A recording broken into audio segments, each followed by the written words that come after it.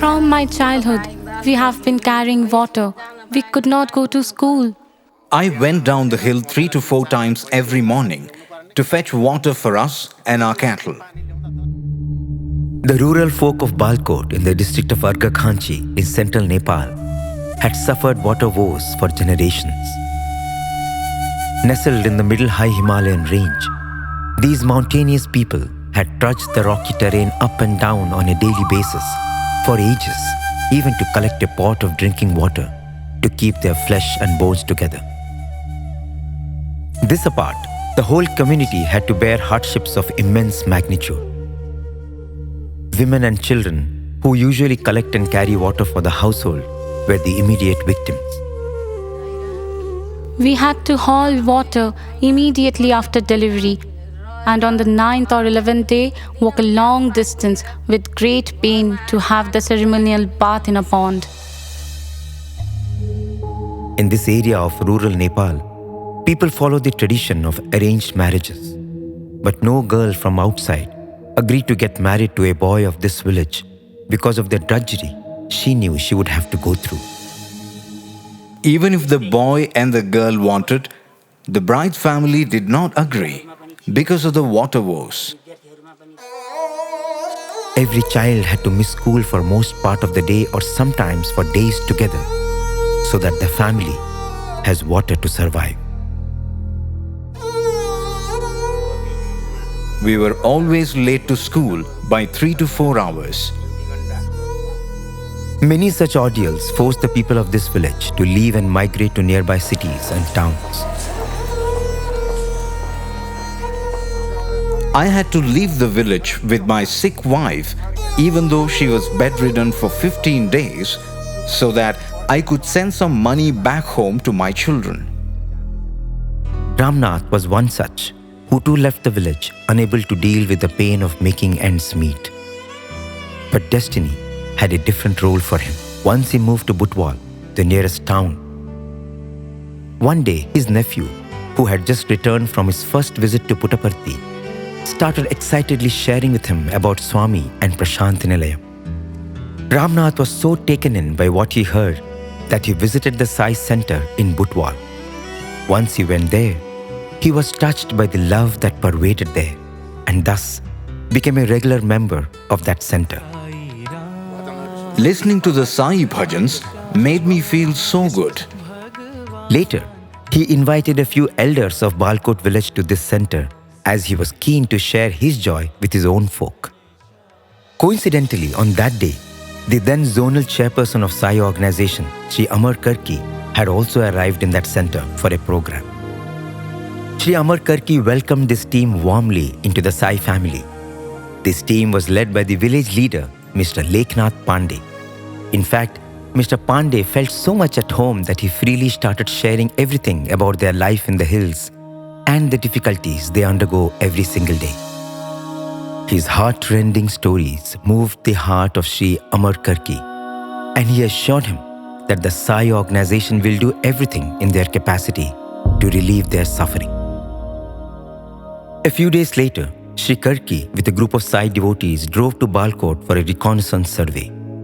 At many a place, there was no track. Wherever it was, the track was barely wide for the vehicle to maneuver through. After about 4 hours of drive through such horrifying track, the team reached Balkot. When they asked a village lady there as to how long does it take for her to fetch a pot of water, the answer she gave was enough to bring tears in the eyes of team members. Nonchalantly, she said, "It doesn't take long, only 3-4 hours." Instantly, the Sri Sathya Sai Seva organization Nepal decided to take up the project, although they knew it was going to be an extremely challenging task. But placing their complete faith on Bhagwan, they decided to embark on it. That indeed was the start of the Sri Sathya Sai Community Drinking Water Project, Arghakhanchi.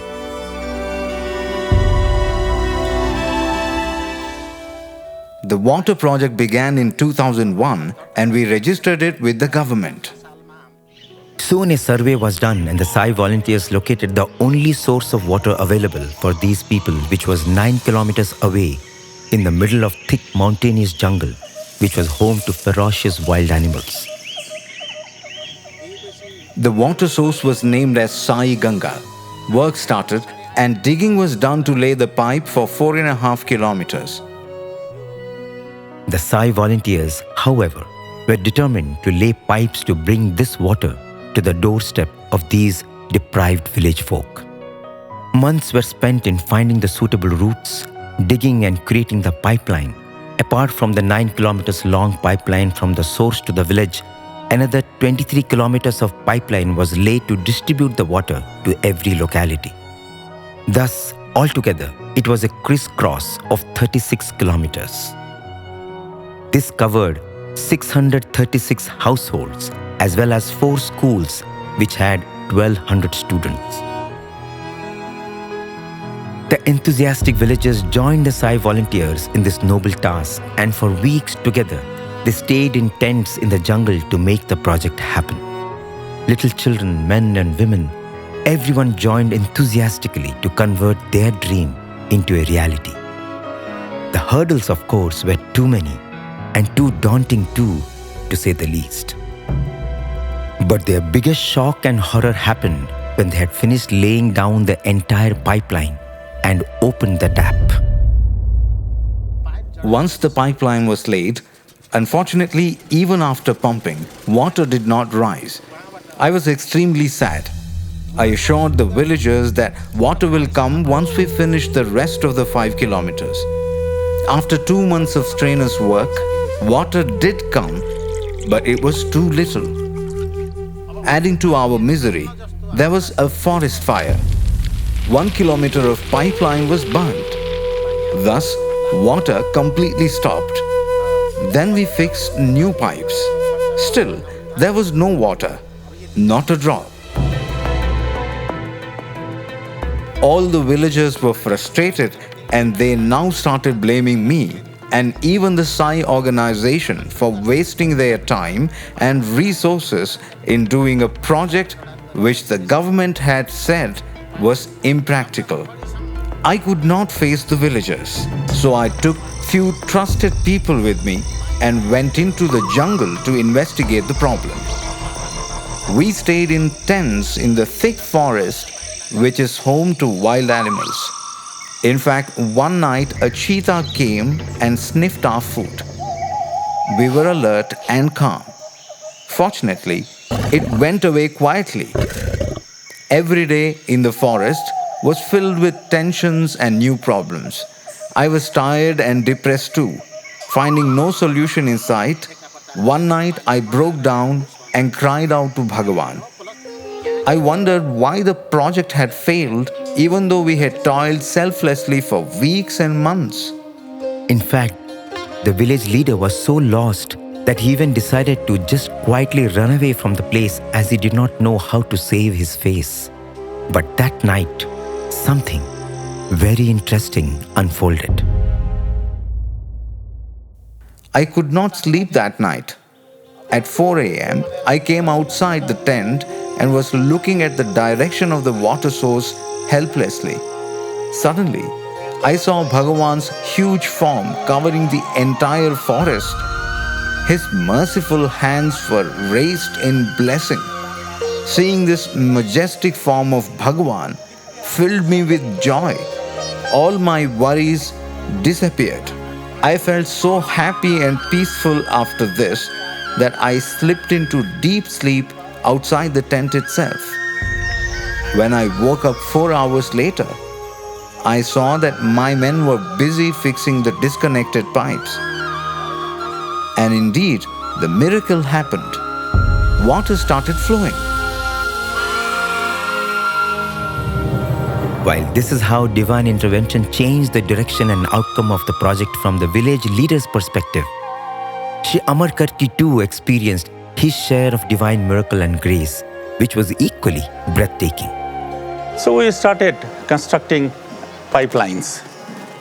The water came up to the place there. The villagers were so happy, and we are also very happy because that was the largest project. We brought water from 9 kilometers away. Then suddenly we started receiving news that the joints started bursting As per the standard guidelines, the level between the water source and the tank has to be minimum 10 meters, whereas it was only 6 meters. Then we came to know, and it was too late. I mean, there was no retrieving back. I suggested villagers, the only recourse we have is to pray Swami. And I think it was around June, July. Then I immediately dashed to Puttaparthi. And I also started praying to Swami. After 6 weeks, I received information that the number of breakage started reducing down. I can say virtually it is now 0. For the villagers, it is indeed Bhagwan Sri Sathya Sai Baba who has given them water. In fact, they call this water Sai Ram water and have renamed the village to Sai Baba's Than, meaning the place where Sai Baba resides. Since then, their smiles have broadened and their joys multiplied. Now it feels like heaven. Every child and adult greets you here with Sai Ram, Sai Ram. We are now able to grow vegetables and have healthy food because of the water supply. It must have been my past life merit that led me to work with the Sai organization and surrender to Bhagwan. How can Sai Baba's Than not have a Sai temple? In December 2016, these villagers, with the support of the Sai volunteers, built their home, their own Prashanti, for their own Swami, 111 meters above sea level in the clouds. In fact, the land for this house for Bhagwan was donated by Mr. Pandey himself, and initially it was a hut made of bamboo and wood. But the volunteers of Sri Sathya Sai Seva organization, Nepal, transformed this structure into a solid and permanent temple which could serve the villagers in various ways. Now, it is not just water. The all-round regeneration of these poor folk, including education and exposure, health and hygiene, their agriculture and farming, employment and training, all of this has become the mission of the Sri Sathya Sai Seva Overseas Organization, Nepal.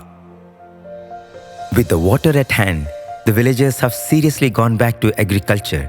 Their standard of living has seen a happy rise, and their faces now radiate contentment and joy as they feel now they are not alone. They are part of a big Sai family of Nepal. We are happy today. We never thought such a day would ever come. Today, my daughter-in-law takes bath at home itself. We have no problems. We worship him today with the same water and express our heartfelt thanks. These Sai volunteers know that all they have to do is to just take one step in all sincerity and surrender with complete faith, and then witness the hand of Sai raising them to superlative heights of seva, sadhana and bliss. What was also beautiful was how the hand of Sai was felt at every second by the team of Sri Sathya Sai Media Center too, who traveled to Nepal to document this moving story. In fact, as they were trudging along the undulating terrain in their jeeps, their journey suddenly came to a halt, as just few seconds before, that rocky road had seen a huge landslide. The team had indeed just escaped a perilous tragedy.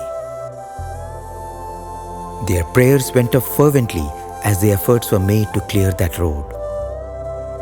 The team reached Arghakhanchi in the dead of the night, but they were safe by His grace. Documenting this project in Nepal was a journey of many such thrills and chills for the Sri Sathya Sai Media Center team, and they know that it is only because of Swami that they were alive and were able to do his work.